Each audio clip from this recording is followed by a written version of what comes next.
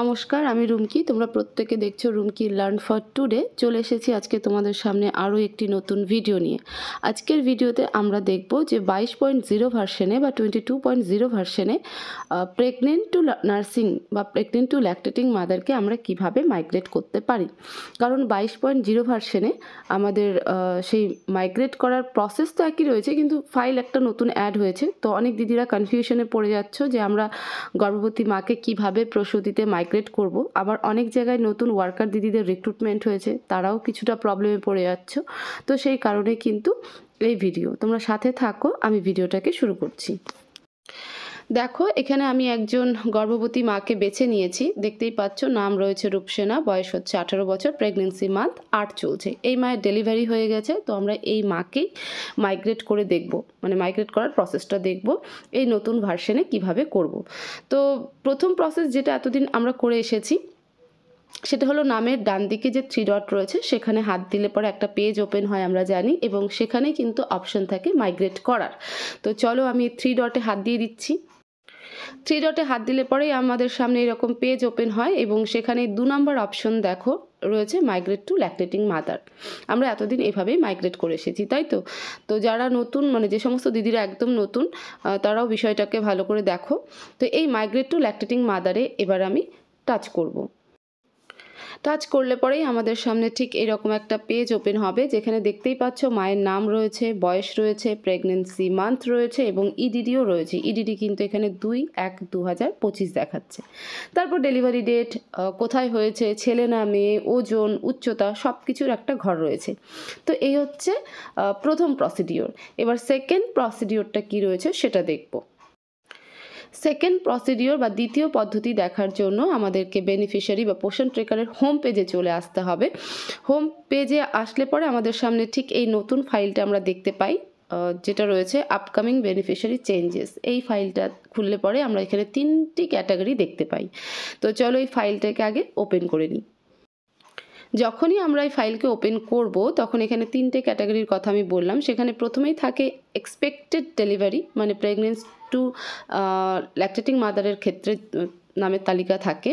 তারপর থাকে ইনঅ্যাক্টিভ, তারপর রয়েছে ক্যাটাগরি চেঞ্জ। তো আমাদের এই দুটো ক্যাটাগরি আমরা এখন দেখতে চাইছি না, আমরা প্রেগনেন্ট টু ল্যাকটেটিং মাদারের কেসটাই আমরা দেখব।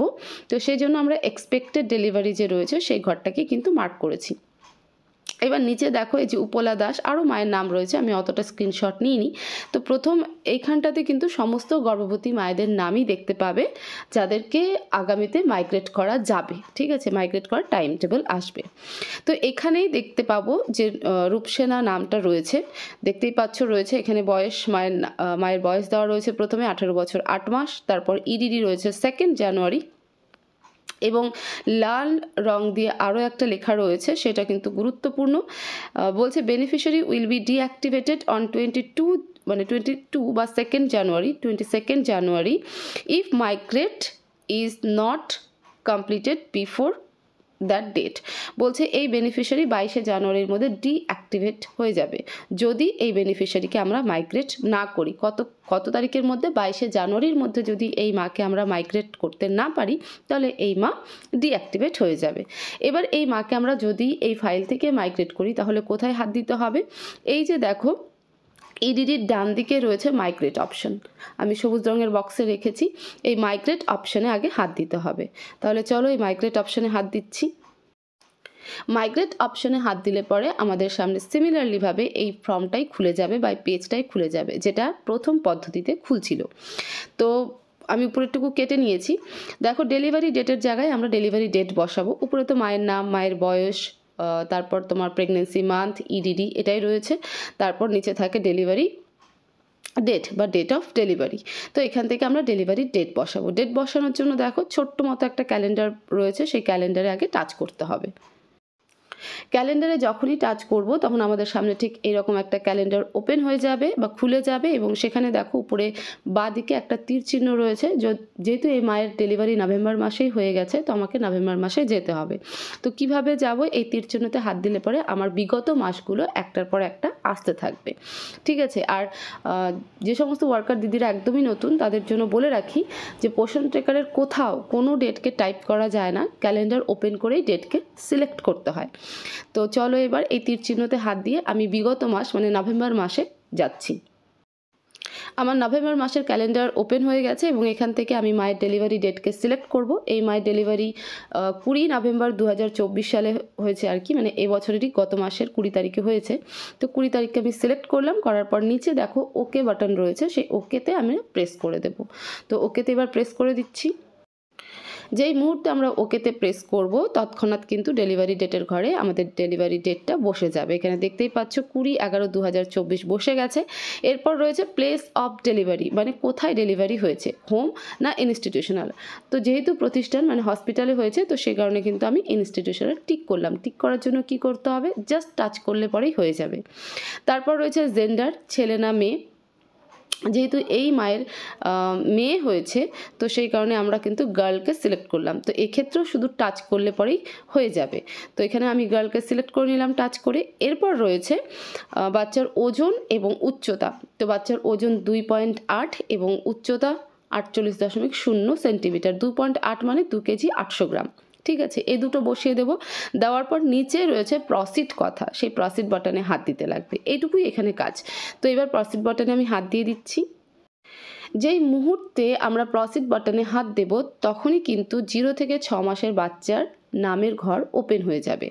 এবার এখানের কাজটা কি? এখানে বাচ্চার নাম রাখতে হবে। এখানে অনেক দিদিরা কনফিউশনে পড়ে যায় যে বাচ্চার তো এখনও নাম রাখিনি, আমরা কি নাম রাখবো। তোমরা নিজের মতন করে একটা নাম রেখে দেবে। যদি ছেলে হয় তো ছেলের মতন একটা নাম রেখে দেবে, মেয়ে হলে মেয়ের মতন নাম রেখে দেবে, যাতে তোমরা বুঝতে পারো। এমনকি আইডেন্টিফাই করাও খুব একটা প্রবলেম হয় না।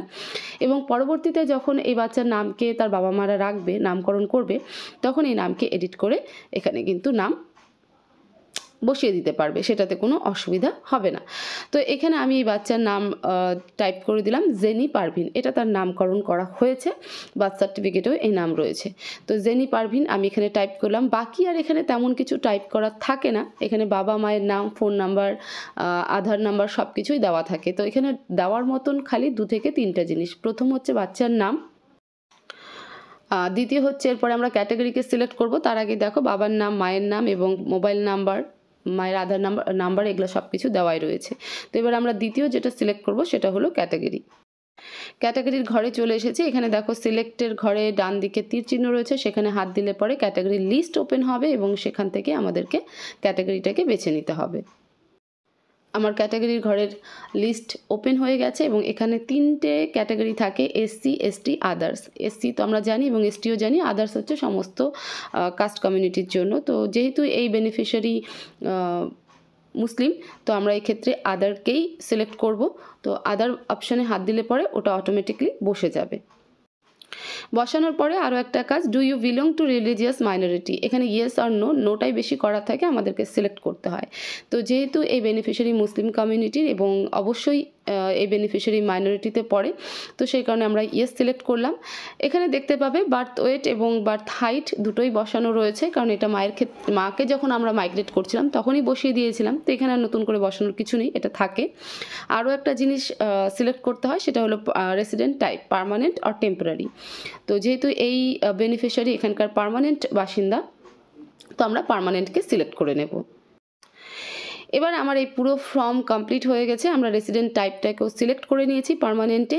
এই ফর্ম মানে শিশুর ক্ষেত্রে যে ফর্ম ছিল সেটা সম্পূর্ণ ফিল আপ করা হয়ে গেছে। এবার আমরা এই ফর্মকে সাবমিট করে দেব। যেই মুহূর্তে সাবমিট করবে তখন তোমাদের সামনে ঠিক এরকম একটা পেজ ওপেন হবে, যেখানে লেখা থাকে your request has been submitted successfully. আমরা যেটা রিকোয়েস্ট পাঠালাম সেটা সাকসেসফুলি সাবমিট করা হয়ে গেছে। এবং এখানে দেখো মা 9/12/2024 মাইগ্রেট হলো ল্যাকটেটিং মাদারের ক্ষেত্রে, এবং সেই দিনই তার বাচ্চাও 0 থেকে 6 মাসে এন্টার করলো। নিচে ডান বলে কথা রয়েছে, সেই ডান বাটনে আমরা হাত দিব। হাত দেওয়ার পরে আমাদেরকে বেনিফিশিয়ারি লিস্টে চলে আসতে হবে। আসলে পরে দেখো প্রত্যেকটা ঘর কিন্তু এরকম ডট ডট দেখাবে। কারণ বেনিফিশিয়ারি রিফ্রেশ হচ্ছে। যদি না থেকে থাকে তাহলে উপরে রিফ্রেশ বাটন রয়েছে, সেই রিফ্রেশ বাটনে হাত দিয়ে রিফ্রেশ করবে পেজকে রিফ্রেশ করলেই নাম চলে আসবে। তারপর দেখবে প্রথমেই দেখবে সংখ্যাটা পরিবর্তন হয়ে গেছে, এখানে 15 দেখাচ্ছে, ল্যাকটেটিং মাদার্স 15 এবং 0 থেকে 6 মাসের শিশুও 15। আমি আগের পেজটা তোমাদের সামনে তুলতে পারলাম না, আগে এখানে 14 ছিল। তো এই সংখ্যাটা বেড়ে যাওয়াও এক প্রকার সিগন্যাল বা কনফার্মেশন যে আমাদের এখানে বেনিফিশিয়ারি এন্টার হয়ে গেছে। তারপরও আমরা এই বেনিফিশিয়ারির পেজকে খুলে আমরা চেক আউট করতে পারি যে এই বেনিফিশিয়ারির নাম এন্টার হয়েছে কিনা। তো প্রথমেই আমরা মায়ের নামটা দেখে নেব। আমি ল্যাকটেটিং মাদারের পেজ ওপেন করে নিয়েছি, তোমরা দেখতেই পাচ্ছ সবার শেষে রয়েছে রূপসেনা। শুরুতেই কিন্তু অ্যালফাবেটিক্যালি নাম আসবে না, প্রথমে কিন্তু সবার লাস্টেই থাকবে এবং 1 থেকে 2 দিন যাওয়ার পরে সেই নামটা কিন্তু অ্যালফাবেটিক্যালি পোষণ ট্রেকারে সাজানো থাকবে। ঠিক আছে, তো এখানে মা তো আমার কনফার্মেশন হয়ে গেল যে মায়ের নাম এখানে এন্টার হয়ে গেছে। এবার আমরা 0 থেকে 6 মাসের ঘরে গিয়ে একবার চেক আউট করবো যে বাচ্চাকে আমরা এন্টার করলাম সেই বাচ্চাও ঠিকঠাক এসেছে কিনা। অলমোস্ট এখানে চলে এসেছে, এটা দেখো জেনি পারভিন সবার শেষে রয়েছে নাম, বয়স 0 মাস এবং জেন্ডার ফিমেল। তো প্রত্যেক ক্ষেত্রে পোষণ ট্রেকারে যখনই কোনো নতুন বেনিফিশিয়ারিকে এন্টার করবে সেই নামটা সবার শেষেই পাবে। 1 থেকে 2 দিন যাওয়ার পরে সেই নাম কিন্তু অ্যালফাবেটিক্যালি সাজানো থাকবে, তার আগে কিন্তু থাকবে না। তো এই হচ্ছে 22.0 ভার্সনে গর্ভবতী মাকে প্রসূতিতে আমরা কিভাবে মাইগ্রেট করতে পারি। মাইগ্রেট আমরা দুভাবে করতে পারি, সেটাও আমরা দেখলাম। নতুন যে ফাইল দিয়েছে সেখান থেকে আমরা কিভাবে মাইগ্রেট করতে পারি সেটা আমরা দেখলাম, এবং একই সাথে বেনিফিশিয়ারি ঠিকঠাক এখানে এন্টার করলো কিনা সেই প্রসেসটাও আমরা দেখে নিলাম। আশা করি এরপর আর কোনো দিদিদের কোনো অসুবিধা হবে না। তো তোমরা ভিডিওটাকে প্রচুর শেয়ার করো যাতে সমস্ত দিদিদের কাছে পৌঁছে যায়, এবং যে সমস্ত ওয়ার্কার দিদিরা নতুন রিক্রুট হয়েছে তাদের জন্য এই ভিডিওটা প্রচণ্ড হেল্পফুল হয়। তো সবাই ভিডিওটাকে প্রচুর শেয়ার করবে, এবং চ্যানেলে নতুন হয়ে থাকলে চ্যানেলটাকে অবশ্যই সাবস্ক্রাইব করে রাখবে। একই সাথে বেল নোটিফিকেশানকে অন রাখবে এবং প্রচুর লাইক করবে। তো সবাই ভালো থাকো, সুস্থ থাকো, দেখা হবে পরবর্তী ভিডিওতে। Thank you so much.